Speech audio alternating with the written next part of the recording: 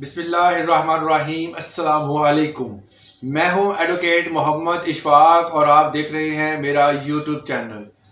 आज जो इन्फॉर्मेशन आपके साथ शेयर करनी है वो है कि लड़ाई झगड़े में जब भी कोई एक पार्टी पहले जाकर एफआईआर दर्ज करवा देती है और दूसरी पार्टी जो है वो अपना मौक़िफ़ अपनी एफआईआर कैसे दर्ज करवाएगी। आमतौर पर एफआईआर जो भी पहले पार्टी थाने में जाती है उसकी दर्ज कर ली जाती है।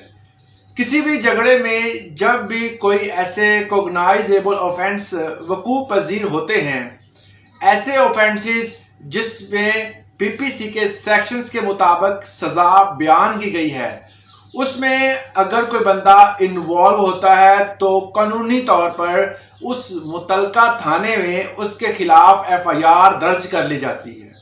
ये एक रूटीन वर्क है। लड़ाई झगड़ा होता है तो सबसे पहले जो भी पार्टी थाने में जाती है तो थानेदार जो है वहां पर मौजूद एहलकार उस पार्टी को डॉकेट जारी कर देते हैं। डॉकेट बेसिकली एक ऐसा नक्शा मजरूबी है जो कि बना दिया जाता है, जो कि किसी भी बंदे के बॉडी पर जो जख्म, जो निशानात, जो हड्डी के टूटने की निशानदही ये कर दी जाती है। उसके बाद एक एमएलसी मेडिकल लीगल सर्टिफिकेट जारी किया जाता है। वो किसी भी गवर्नमेंट के हॉस्पिटल में जाकर मुतलका डॉक्टर के पास जाकर डॉकेट दिखाते हैं और वो इस के एवज आपको डॉकेट के साथ एक एमएलसी जो है वो बनाकर अटैच कर देता है। एमएलसी मतलब मेडिकल लीगल सर्टिफिकेट, ऐसा सर्टिफिकेट जो कि आपके बॉडी पर जो जख्म आए हैं उनकी निशानदही करते हैं और उस निशानदही को उस सेक्शंस के मुताबिक डील किया जाता है और एफआईआर दर्ज कर ली जाती है। FIR basically first information report होती है।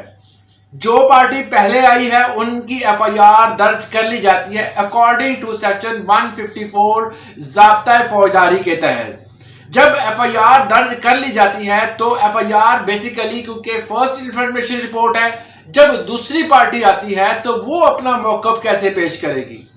पहली पार्टी ने आके तो बता दिया कि हमारे साथ ये मामला पेश आया है और हमने जो है वो फलां पार्टी ने हम पर हमला किया है, अग्रेसिव थी और उसने हम पर हमला किया और हम जख्मी हो गए। तो इस हवाले से जब दूसरी पार्टी थाने में पहुंचती है तो वो अपना मौक़िफ़ ये अख्तियार करती है कि हम पर जो है वो जो पार्टी पहले आ गई है, जिसने आकर एफआईआर दर्ज करवाई है, इसने हमला किया और हम पर ये जो है वो चोटें हमें आई हैं, यहाँ जख्म आए, हमें भी डॉकेट जारी किया जाए और हम भी एफआईआर दर्ज करवाना चाहते हैं। अब एक ही वकूए की दो एफआईआर नहीं होती, ये कानूनी तौर पर भी आपको पता है सबको। ये जो कानून से वाबस्ता स्टूडेंट्स हैं और जो अफराद हैं उनको जिस हवाले से बखूबी पता होगा कि किसी भी एक वकूए की दो एफआईआर नहीं होती। अब दूसरा बंदा किस तरह अपनी एफआईआर दर्ज करवाएगा। दूसरी पार्टी जो है वो रिपोर्ट तैयार करवाती है, वो जाके बताती है कि जिस बंदे की आपने एफआईआर दर्ज करवाई उसने भी हमारा नुकसान किया है, हमारे बंदों को जो है वो मारा है, पीटा है और उसको फलां फलां उनके जख्म आए हैं, उनकी हड्डियां टूट गई हैं, उनका भी मेडिकल होना चाहिए, उनका एमएलसी भी होता है और उस हवाले से एक रिपोर्ट तैयार कर ली जाती है। अब इस रिपोर्ट की भी वैल्यू उतनी ही है जितनी कि एक एफआईआर की वैल्यू है। जो पार्टी पहले आई अगर उनकी एफआईआर हो जाती है और कुछ अफराद कहते हैं जी रिपोर्ट तैयार हो गई है उसकी कोई वैल्यू नहीं है। एक तो ये चीज जहन में रखें कि जब किसी भी एक पार्टी ने जब एफआईआर दर्ज करवा ली है, जब दूसरी पार्टी एफआईआर दर्ज करवाती है तो क्रॉस वर्सेस एफआईआर हो जाती है।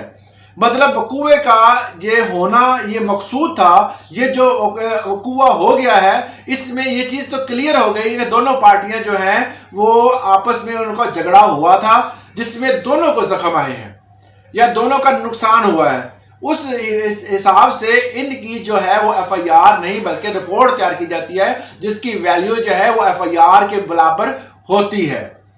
उसके अलावा जब भी इन दोनों पार्टियों के केसेस जो है वो अदालत में जाते हैं, मतलब दोनों ने बेल के लिए अप्लाई किया है, तो जज साहब क्या देखते हैं कि क्योंकि ये क्रॉस वर्जन एफआईआर है, दोनों तरफ से एफआईआर जो है वो करवाई गई है, एक ने फर्स्ट इंफॉर्मेशन रिपोर्ट एफआईआर दर्ज करवा ली, दूसरी की रिपोर्ट तैयार हो गई है।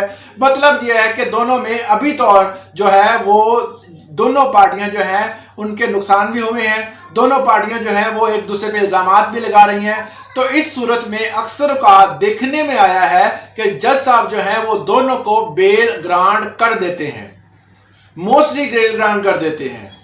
उसके बाद जो है वो ट्रायल चलता है। ट्रायल चलने के बाद जब भी ट्रायल में ये चीज सामने आती है कि कौन सी पार्टी अग्रेसिव थी, किसने पहले अटैक किया था और ज्यादा नुकसान किसका हुआ है, उस चीज को मद्देनजर रखते हुए जो है जज साहब फैसला करते हैं और उसी के तहत जो है वो सजा दी जाती है।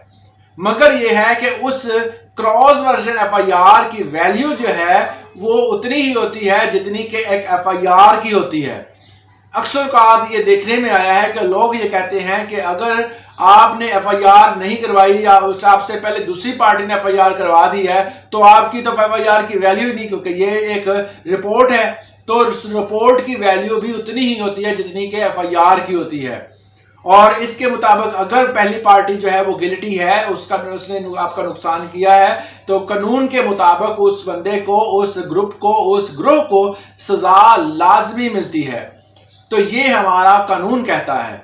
तो इसके मुताबिक अगर कोई आपके जहन में कोई सवाल है तो आप मुझे कमेंट सेक्शन में पूछ सकते हैं। आज के लिए इतना ही, इजाजत दें, अल्लाह हाफिज।